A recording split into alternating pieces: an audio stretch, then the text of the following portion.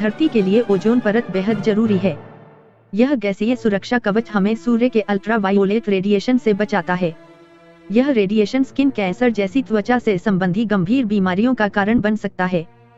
Chlorofluorocarbon gas ozone परत की सबसे बड़ी दुश्मन है। धरती वासियों के लिए पर्यावरण से जुड़ी एक गुड न्यूज है। संयुक्त राष्ट्र की एक रिपोर्ट ने पुष्टि की है कि पृथ्वी के सुरक्षा कवच ओजोन लेयर का होल अब सिकुड़ रहा है। यह होल 1980 के दशक से इंसानों को डरा रहा है। हमारे ग्रह को अल्ट्रावायोलेट रेडिएशन से बचाने वाले गैसीय सुरक्षा कवच में होल ने एक ग्लोबल अलार्म और सामूहिक कार्रवाई को ट्रिगर किया था। 1975 और 1984 के बीच ब्रिटिश जियोफिजिसिस्ट जोसेफ फार्मन ने वेदर बलून्स का इस्तेमाल करके रिसर्च की थी। उन्होंने अंटार्कटिक में हेली बे साइंटिफिक बेस के ऊपर समताप मंडल स्ट्रेटोस्फेयर में ओजोन परत में एक धीरे धीरे और चिंताजनक गिरावट का खुलासा किया था। यूनिवर्सिटी ऑफ कैलिफोर्निया के दो केमिस्ट मारियो मोलिना और शेरवुड रोलैंड की रिसर्च में इस होल के बारे में पता चला। 1974 में उन्होंने तर्क दिया था कि क्लोरोफ्लोरोकार्बन CFC गैस, जिसका इस्तेमाल बड़े पैमाने पर रेफ्रिजरेशन के लिए किया जाता है, ओजोन परत को कम कर रही है। दोनों शोधकर्ताओं को उनके शोध के लिए 1995 में नोबेल केमिकल साइंस पुरस्कार मिला था।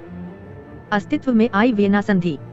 मार्च 1985 में 28 देशों ने ओजोन परत के संरक्षण के लिए वियना संधि पर साइन किया।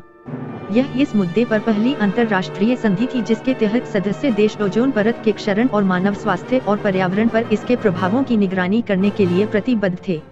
वियना संधि ने 2 साल बाद मॉन्ट्रियल प्रोटोकॉल का रास्ता साफ किया।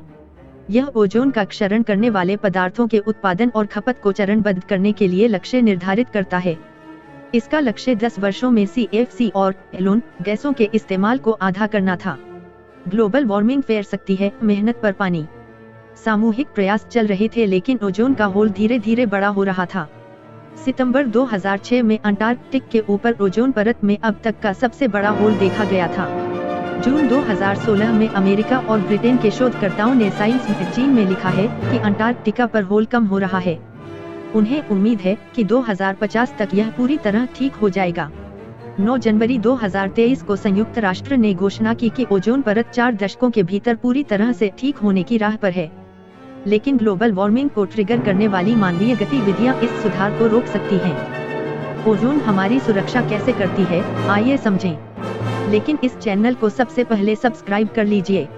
ओजोन ऑक्सीजन के 3 एटम से बना एक मॉलिक्यूल है और हमारे समताप मंडल स्ट्रेटोस्फेयर 10 से 40 किलोमीटर या हमसे 6.2 से 24.9 मील ऊपर मौजूद है।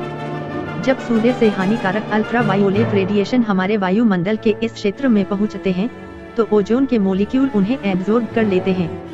इससे ओजोन मॉलिक्यूल एक ऑक्सीजन मॉलिक्यूल और एक फ्री ऑक्सीजन एटम में टूट जाता है।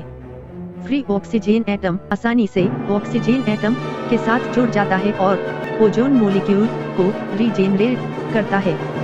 यह कंटिन्यूअस साइकिल सुनिश्चित करता है कि ओजोन हमें अल्ट्रावायोलेट रेडिएशन से बचाती रहे। हाल ही में यह पाया गया है कि रेफ्रिजरेंट सहित कई रसायनों का हम उपयोग कर रहे हैं जो समताप मंडल स्ट्रेटोस्फेयर में ओजोन की मात्रा में कमी कर रहे हैं, इस प्रकार मनुष्य को जोखिम में डाल रहे हैं।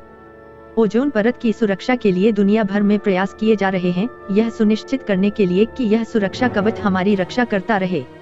आपको हमारा ये वीडियो कैसा लगा हमें जरूर बताएं, हम आपके लिए ही इतनी रिसर्च के बाद वीडियो बनाते हैं।